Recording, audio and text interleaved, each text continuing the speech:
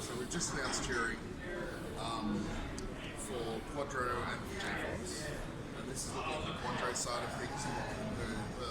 So the Turing GPU is a big change from the past because we've added a ray tracing engine and we've added tensor cores, which are currently on Volta.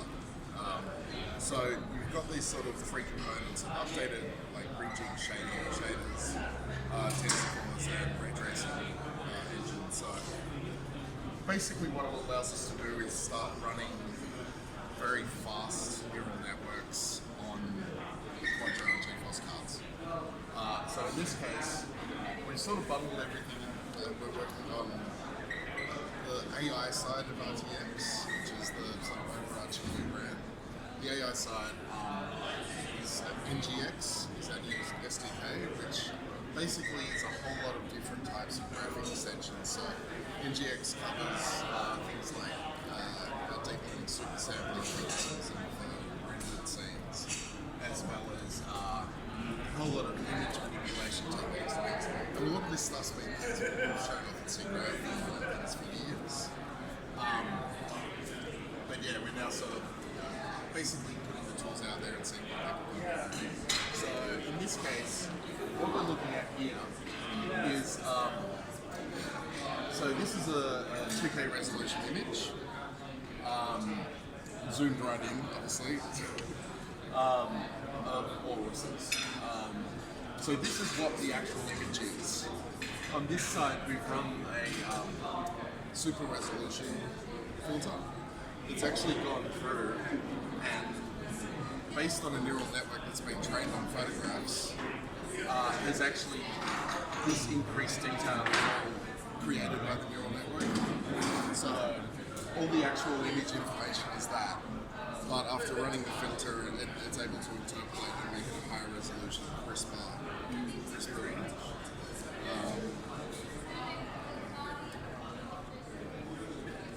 So John, just to clarify, so we have the NVIDIA provided SDK, so that's just like a plug-in filter for Adobe? Is that what it provides, or is it Adobe rebuilt or something? Sorry? Or is it a plug-in, or is it Adobe rebuilt using the... This is being used as a plug-in. Okay. So I'll show you another one here.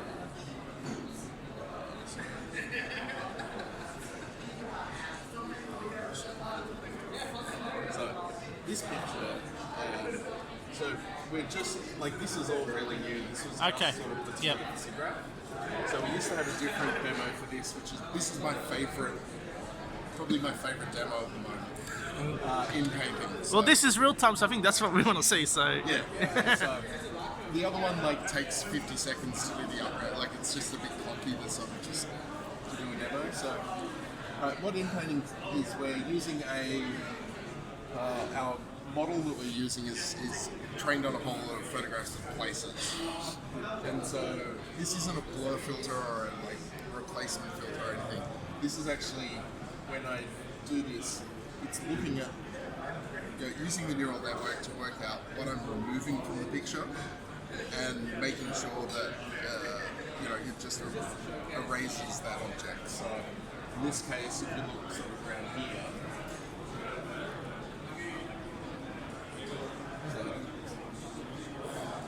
so yeah, so you can just erase features from the picture. NGX, I'll take you over now and show you RT. No. Check it out. This is the, Mark showed the video in the keynote. So this is kind of proof that it is actually running. So, sorry, John, so I had to ask this, but how come we didn't have... You're rendering it here, but how come we didn't render it in the keynote? Because the logistics and expense of running live demos is actually quite significant. And we figured it was better to actually have it out here where people can get their hands on it. Fair enough. Than run it in there. And also, you're some of the first people in the world to actually see this running properly, because these cards are really hard to get. They're not actually shipping for a few months, the Quadros. Yeah. Okay. we managed. These have come straight from SIGGRAPH. I think Melody brought them from SIGGRAPH, and now tonight they're going to Japan for GTC. In the secret briefcase. Yeah. So what you can do here is rotate. Now, how familiar are you guys with what ray tracing is? Oh yeah. I think we're familiar with what, just in general, ray tracing does that and that, but maybe NVIDIA does it in a different way, and that's what the difference is. So many years. That's the thing. There are two kinds of people in this world: the people that understand like the ray tracing is this thing that everyone's been striving for, and others are like. So I used to sit there. I'd sit there waiting for 2-3 days for something like that. Yeah. And so you'll notice when I move it, there's like a millisecond of snapping, whereas. And so just so my viewers watching this, that this is ray trace. It's not a rasterizer 20 times AI. This is using our RT cores, using our tensor cores to run a thing called a denoiser. So you mentioned the tensor core and the denoiser. That brings me to, can we say in a nutshell how NVIDIA does ray tracing compared to traditionally? Because traditionally we run a ray trace on a CPU. The CPU goes through its passes, it does what it needs to do, it does the ray tracing. So how does NVIDIA do it? I mean, obviously it's not doing the full thing. You have very smart, as you said, you're running different algorithms on the new cores and so on. What we're doing is real. So what our RT cores do is a thing called bounding volume hierarchy. Yeah. So basically, when you're ray tracing, you're firing a line from your eye and working out what triangle on the model it's hitting. The problem is, Sorry. the problem is that there are so many triangles there, and triangles are literally just a big sheet of data. So if you're trying, why it's so compute intensive is you have to identify for every pixel, basically, for every light source, what triangles it's bouncing off and everything else. So by doing BVH, you actually break the image up into cubes. And so what the RT core does is you fire the ray, it works out what little cube the triangle's in, which means you've got to search through a much smaller subset of data to get the right triangle. What we then do is use the AI, the tensor cores to do an AI denoiser, which means you don't need as much ray tracing. Noise has always been a problem, and it's something that it's something Pixar uses.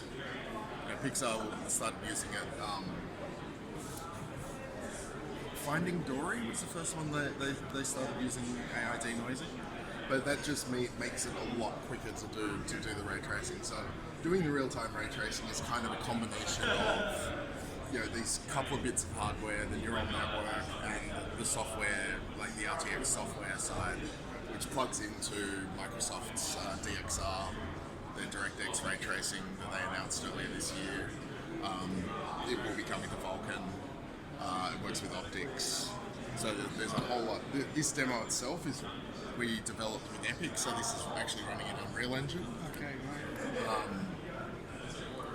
So it's really been seen as kind of the holy grail of rendering forever.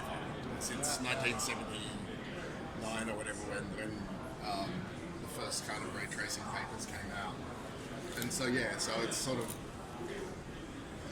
for us and our engineers, everyone's really like, we've done it. And it's the beginning of something new too, in terms of, we're only starting to get silicon back not too long ago.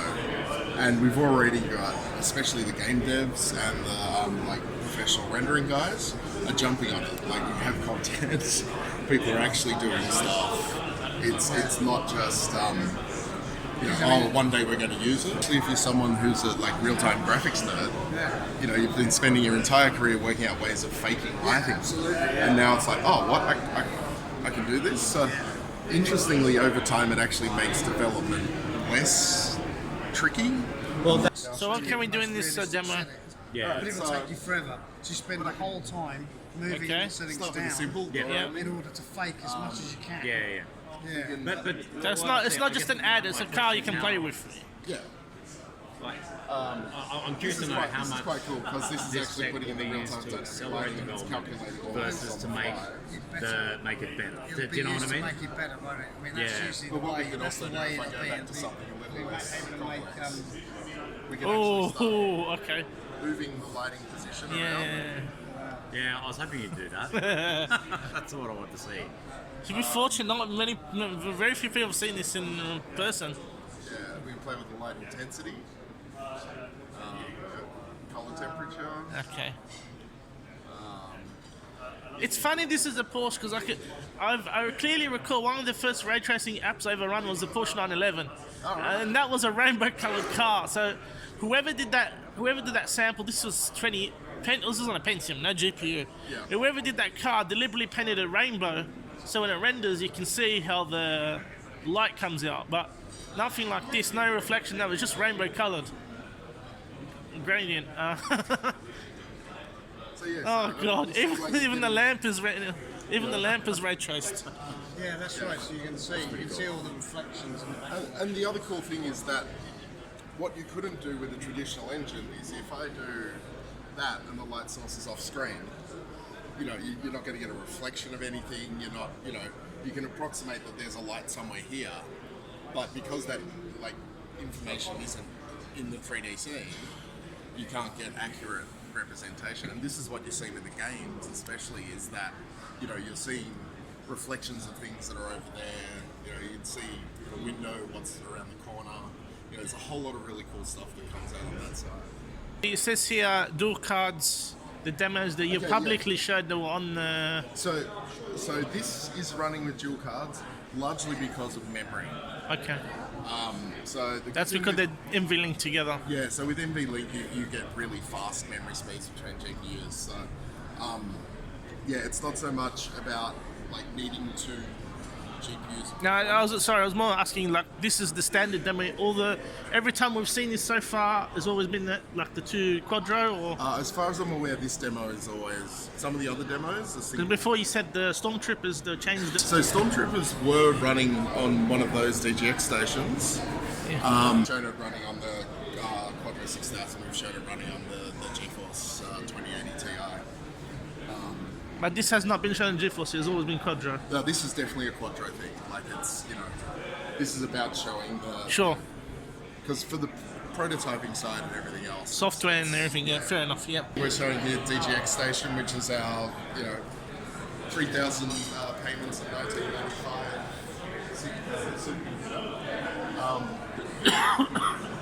So this has 4 Volta V100 cards in it.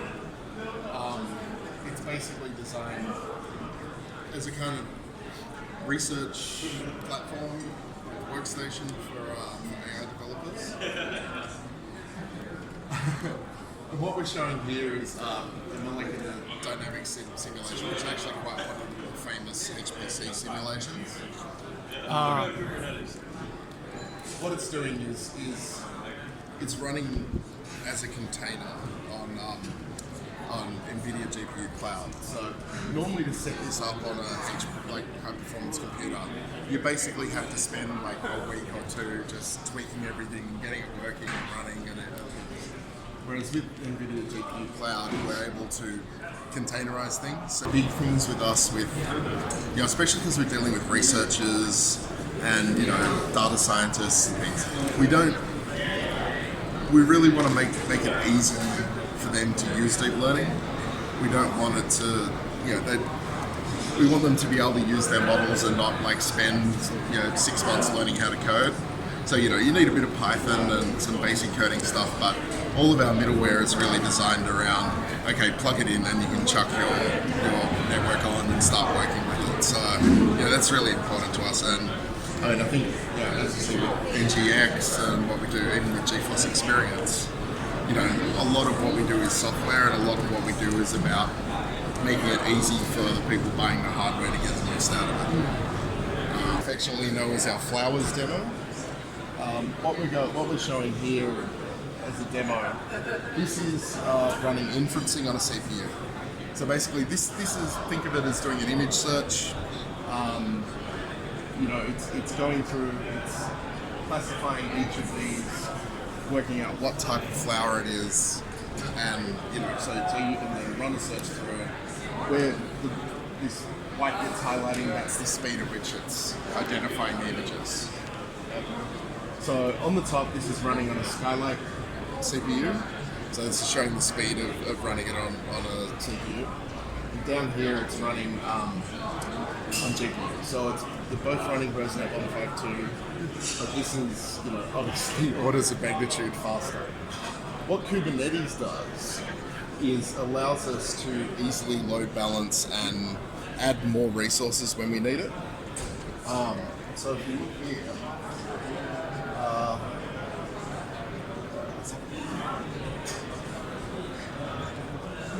so we have running on a few things here. So we have AWS instances, and then we have a couple of V100s on Saturn V, which is our supercomputer in Santa Clara. So if we drop down the number of instances, you notice it's slowing down. It's doing less images. Whereas you can then